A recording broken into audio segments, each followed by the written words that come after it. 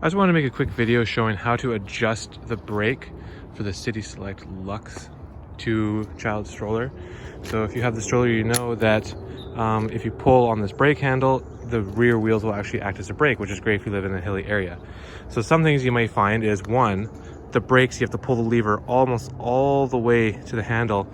They don't really feel like they're working. Or the other thing is that you might find that one wheel is locking up where the other one isn't. Okay, so to adjust that, it's fairly simple. So all you need to do is go down to the wheel that isn't locking, and you need to loosen this jam nut. So there's an actual little like washer type nut here. You need to loosen that, and you need to turn this upper sleeve counterclockwise. So you're going to turn it counterclockwise a few turns. Okay, move this little jam nut down, and then try it again. So now, still not, oh, there we go. Okay, so it's getting better. Okay, and you can lock this because it's a separate locking mechanism to actually just lock the stroller. So now I'm going to loosen or turn this counterclockwise a little bit more. Try it again. There we go.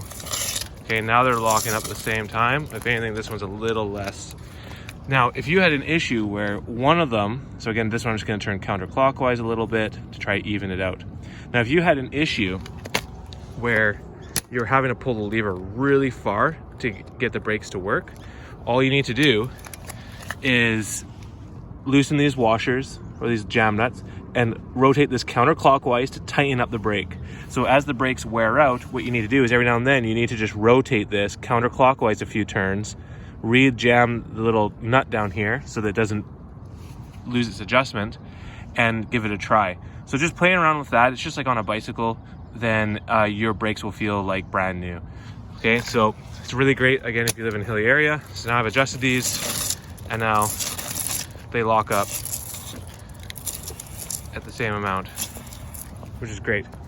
Okay, so hopefully that helps. If you have any questions, please leave it down in the comment section.